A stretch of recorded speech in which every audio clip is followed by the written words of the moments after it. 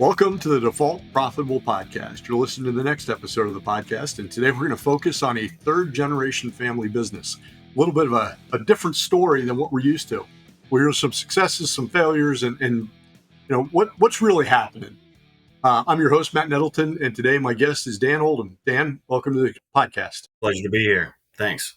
Well, listen, we've talked a couple times, but why don't you take the first 2 or 3 minutes, introduce yourself, and then we'll talk about your business. Thanks. My name is Dan Oldham, and I'm the third generation owner of Musicians Repair and Sales. We are Indy's oldest music store, downtown Indy, since 1948 when my grandfather started it. I am the 100% owner as of January of this year, but I've been a partner for a long time and also grew up in the music store. So I'm very familiar with the business before I bought it. All right. So your grandfather started it. Your dad took it over. When did your dad take it over? About 30 years ago or so, I suppose. All right. And then when did you first work in the business officially? I went to business school in Bloomington. I graduated in 2008. Not a great year to graduate business school. No. And I signed with the Ford Motor Company. Not a great business to sign with coming out of school either. Yeah. I signed at the behest of some of my professors saying, you might look at that decision. And I suppose I'm jumping the gun a little bit. I can get into more of this later. But I grew up in the business, but officially I started I was all in late 2009. Okay. So you went to school. My wife and my son both went to IU. My daughter went to Purdue. All right. So, yeah. But you went to school. You figured you'd do business. What were you going to do for Ford? I was going to be a buyer. Okay. All right. So you figured you were going to be a buyer for Ford. And how did you get sucked back into the family business? I graduated high school knowing I wasn't going to be a part of the family business. Right. I went to college planning on not being a part of the family business. And at the end of the day, I wasn't following my heart. So I didn't have a plan after I got laid off before I moved to Detroit. And I came back to doing repair, doing clarinet and saxophone repair, stuff that I'd done in high school, working the sales counter, stuff that I knew how to do while interviewing for other corporate positions. In fact, positions I turned down. Those conversations weren't fun, but just trying to figure out, how can I manage some of those things that I thought I'd lost. Okay. And what did you discover when you came back? What was it that you thought you had lost, or how did you get convinced? Sure. That's a great question. One day, the outside sales route opened up, and I've forgotten more about the product than most people know. And I understand the customer and their behavior and how all that works. And I started to do the route just because, the company needed somebody to fill in there. At the time, we only had the one. Yeah. And when I started that job, that's when I fell in love with it. I remember taking a personality test in school to tell me what I should do. And it said, you should be in sales. And I thought, I'm not going to go to business school to be in sales. I was young and ignorant, not knowing that you're selling all day, every day, whether you're talking to your friend or you're talking to a customer, you're selling yourself and you're selling an idea.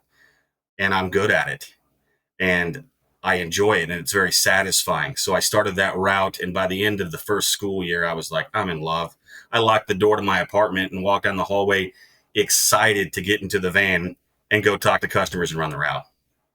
Nice. So I want to back up to I'm not going to go to school to be in sales. Right. Right. I mean, it is amazing. So I interview salespeople for some of my clients, and my favorite sales interview ever was I asked a person, now, why do you want to do this job? And she said, and I quote, well, I'm graduating next week and I realized I have no marketable skills, so I guess I have to go into sales. I'm like, so what you're telling me is my life's work is just meaningless. And she's like, no, that's not what I meant. Sure. That's funny. All right. So you start to realize that you like selling it, you like the clients, you like the product, you like the whole universe of it. And that was 2009. Yeah. Yeah, that was 2009. And then I did the outside sales route for 10 years after that. All right. So 2009 to 2019. Now, during that time, were you doing anything else in the business? I was doing too much.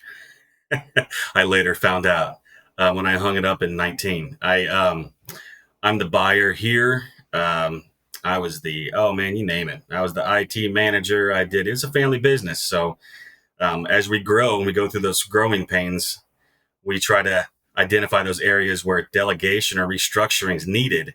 But at the time, in its infancy, an idea of adding a computer system, to a company that's been around since '48, there's got to be a day one of that too. And day one is, well, we'll add one. Well, we'll add two. Dan knows computers; he can put those in. And so I'm sure I'm not the first story of we have to add this, and you can do that too. Yeah.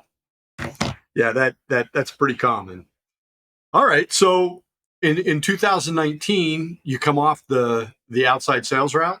I do. I had a major just work-life balance issue, and I really crashed and burned. It was too much. I had taken on too much. I thought I was invincible, and I got to the point where I just couldn't sleep, and something had to give, and that's what my body told me. So I need to change some things about my life, and I learned a lot about work-life balance, and I think that's one of those things that you go through in order to implement that balance within your workforce for your employees. Yeah. All right. So what was your role then post 2019? I managed the outside sales force. I added a few team members, not just one. We were growing, and I do the buy today. I do the spend today, but I also manage several other sectors of the business. I'm doing my best to allocate or delegate rather when I can. Yep. But I hung up the outside sales and realized in Q4 of 19 that, I'm that was so unsustainable. I'm doing everything I'm doing nothing new. I'm only doing one thing less, and it's a 40-hour job. Right. So it was way too much, and it was definitely time. It was overtime. All right. Now, when did your dad step out and kind of let you start to run things? That's been ongoing for some time. I was partial owner going back 7 or so years from today. Right. And his role is evolving into less and less. He's trying to be grandpa more often than he's trying to be the boss man. Right. And, we've got him doing what he's good at and trying to bridle that passion that business owners, current and past, have, that it's hard. Just like I explained, Yep. no one's going to be able to do it like me. And I found that with the sales route. No one's going to be, I can't expect them to read my mind. I can train them the best I know how, or maybe employ some outside help to do so. But you need to delegate, and that's painful at first. It is so ADHD, right? For tasks, you've got to automate, delegate, handle, or delete. Yeah, I like that. And it's amazing when you're the business owner how much you don't want to automate, delegate, or delete. Yeah. It's just kind of like, no, I can handle that. No, I can handle that too. No, I can handle all 103 of those. Yeah. And it just kind of sneaks up on you. Sure thing. So you didn't start the business, and it was pretty much running along when you start to step up. What was it that you've learned since you took over being a leader? Oh man. I would say delegation is one of the big ones. I would say managing the big picture, trying to take care of the broad strokes. I would say that letting go is one of the big things that I've learned. I hate to double back on something we just discussed, but it really is delegation. Yeah. That's been difficult because you want to do it your way. And especially in a business like ours, where it's it's gone through so many changes and seen so many different markets and economies and buying behavior, different archetypes, different sort of buyers. It's not like, I always remind people, it's not like we were doing it wrong before. Things have just changed and we're adapting. And it's hard to make those changes as things go. And I want that control. I want and the predictability. Can we have control and Yeah. predictability? I know. So how many outside sales reps do you have now? We have 3. Okay, so you've got 3 times as many salespeople. I do. How many employees has the headcount for overall employees grown? Yeah, we're at about 15 to 17. Okay, Yeah, so overall the business is larger today than it was when you took over. it sure is. Yeah, we've got dedicated repair technicians that all they do all day long is fix trumpets or fix clarinets. Less cross training, or I'd like to believe less cross training than in the past. Your job is just to do that, not to answer the phone. In the past, it gets to the 4th ring. I'm like, who's grabbing the phone? Yeah. But again, growing pains, delegation, differentiation of task, making sure people know what their job description is, and then having team members or managers with the wherewithal to make the decision to say, I need to know when I need to step outside the lines of that task or that parameter of that job description. Right. How hard is it now? Obviously your grandfather starts it, he gets it on a certain course. Your dad comes in, he gets it on a certain course. How hard is it to steer the ship Oh man, onto a different course as you take over? sure. Well, my knee-jerk reaction is say, "Oh, it's so difficult," but I will tell you that I know we were speaking before. I mentioned I work with my family, and it's funny to see the reactions. More times than not, it's, "Oh my goodness, gosh, I don't know how you do that." And to which I always say, "Hey, listen, if it didn't work, I wouldn't be here. I Right. enjoy working with my family." And the systems that my grandfather put in place and then my father subsequently put in place, they need to evolve. It's not that they were wrong. Right. um, we have a tendency to hold on to those old systems, and changing things, people do not like change, At all. myself included. Even when I'm the one implementing it, it's, Right. should we be printing all these invoices? We have a copy of them digitally or what have you. It's, well, we've always done it that way, is probably a big hang up of, or the difference between a business like mine and a business and a new startup. So I will tell you, you would think that because you got 78 years of history. But the reality is, it is quite common for people to start doing something a way, and it just kind of gains momentum. And it's Okay. everything from printing invoices to, hey, we should have a meeting on Tuesday morning to review this report. And 2 years later, you're still having the meeting, but nobody knows what the report And the report actually doesn't was even that you, exist. yeah, Sure. it's like, well, we don't even print that report anymore. Sure. So, it sounds like one of the things that you've gotten better at is that you've delegated a little bit, but you've also become comfortable with changing course. Sure. So what are some of the things that you've had to change? You kind of mentioned bringing in computers. That would be one, I'm sure. Well, sure. Yeah, absolutely. We're not going to write up sales tickets or repair tickets, rather. We've changed everything from our product offering to our, we do more outside selling now than we ever have. And it's not just a function of having 3 people. It's not chicken or egg. It is, we drive the business that way. The type of business that we want to drive that way, to pull it in rather than to push it in. Well, we just got a big order from Indianapolis Public Schools. They're buying a new one of everything. And so we've had to add offsite warehouse space, temporary workforce, more vehicles. It seems like everything's new today, but I do hold on to that vestige of the past of when my grandfather moved from the farm in 47 up to the manufacturer to learn how to repair instruments. The lion's share of those processes are still valid. Now, the parts that weren't scalable, we have changed Yeah. to meet demand, for sure. Yeah. So when you started, I mean, obviously, like every teenager, you had decided you had no passion for the music business. You get out of college, you're like, hey, purchasing for Ford's not as exciting as I thought it would be. Maybe I do have passion for this. Then you get back into it. Now you got passion for it again. How do you feel about the business now? You're really 2009 to 24. That's 15 years. Do you still have that same passion? Do you still enjoy it? That's a good question. I do enjoy it. I think the passion that never left me was the passion for music.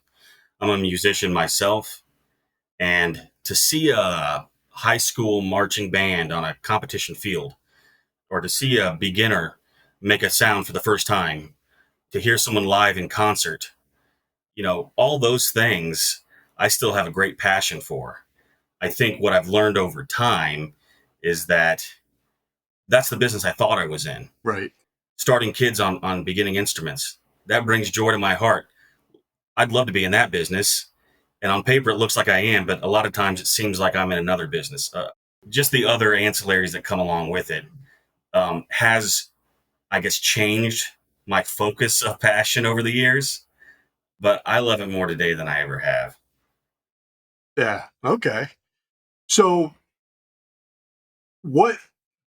and we've danced around the delegation and we've danced around some other stuff, but if you were to go back to 2019 when you really took over, was that when you really took over? When were you in the big 2009 chair? Was when I was in with both feet. Yeah. Okay. Well, but when were you the leader of the company? I would say I've been the official leader since January of this year, but the unofficial leader for the last 3 or 4 years, I suppose.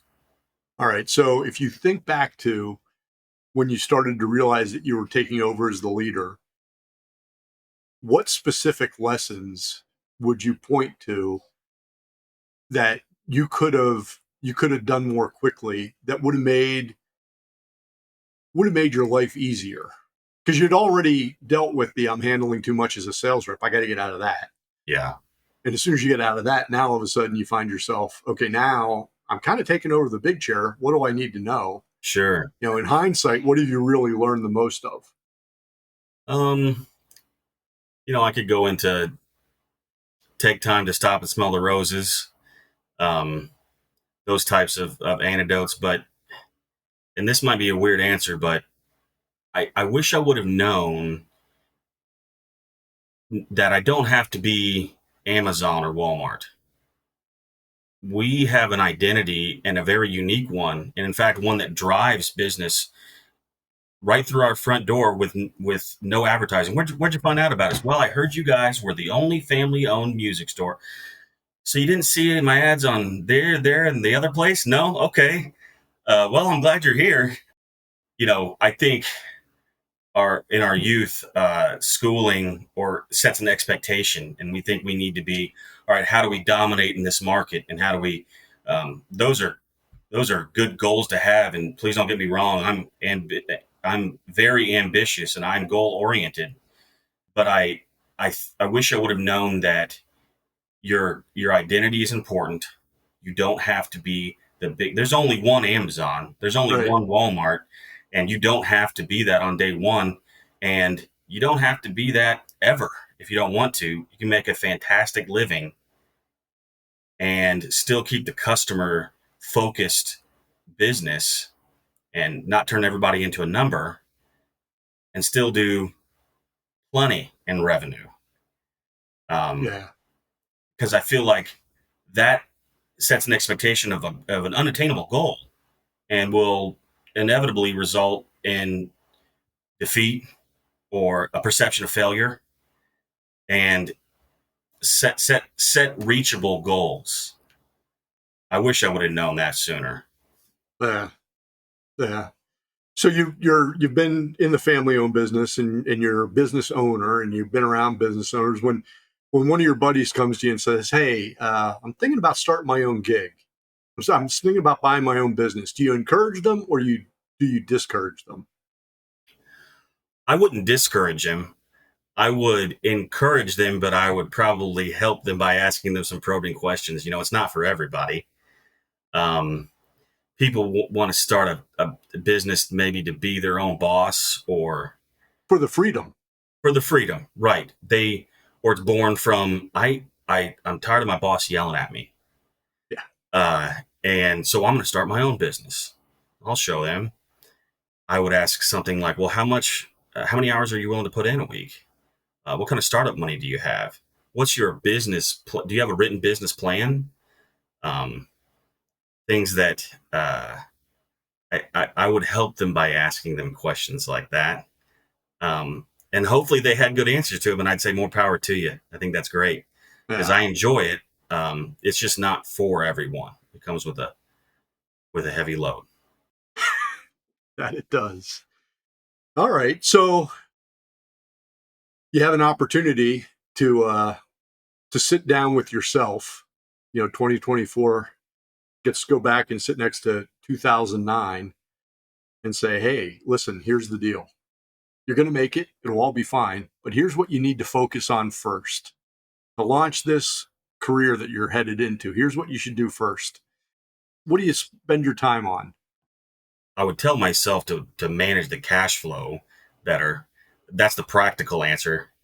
I think maybe a more abstract answer would be I would tell myself to focus on satisfaction, personal satisfaction. I get the job done every day of the week. That's no problem. I'll stay late to get the job done. That's just my personality and who I've become and who I was raised to be. But I would tell myself to do the job for your own personal satisfaction. If you're not doing that, who are you doing it for? Doing it because the other guy did it that way? Right. Are you doing it for someone's approval? Are you doing it because thinking outside the box would be wrong? No, do it the way you want to do it and do it for personal satisfaction. You're going to have successes and failures one way or the other. But if you can't enjoy the journey and say, I got a great story for you. I really messed this thing up one time. Let me tell you all about it. In some ways, that's a whole lot more satisfying than saying I did everything by the book every day of the week and I never stepped outside the lines. Oh, yeah. Well, it is a journey, and you have to enjoy it. Now, the funny thing is, the number one answer to that, like, what do you wish you knew question is, I wish I was better at financial literacy. Because business math and home checkbook math are two different things. Yeah. And so that, you kind of hit that and brushed past it and went right to enjoyment. But, owning a business isn't for everybody, and owning a business is a full-time gig, and owning a business is something that if you don't enjoy it, it's a death march with cocktails. That's no fun. Yeah. Amen. So, all right. Any other piece of advice that you would give somebody who's a potential or new business owner? I would just say put your heart into it. You're not going to be able to look back fondly if you don't. Yeah. Yep. Go all in. Yes, sir. All right. Well, that's a quick 25 minutes. That was 25 minutes. That's 25 minutes, man. That's right. But good fundamentals, man. It's just good fundamentals. So I want to remind everybody, if you want to learn more about Dan or his business, hop onto the Default Profitable show notes, and there'll be information in there about them. 3 ways as a listener you can help us. Hit subscribe or leave a review wherever you're listening. And then finally, share the episode with somebody that you think might be interested also. And I want to thank you for being a great guest. Oh, thanks for having me on, Matt. Really enjoyed it. No problem. And for our listeners, we'll be back next week with another episode of Default Profitable. Until then, stay focused, keep working, stay profitable.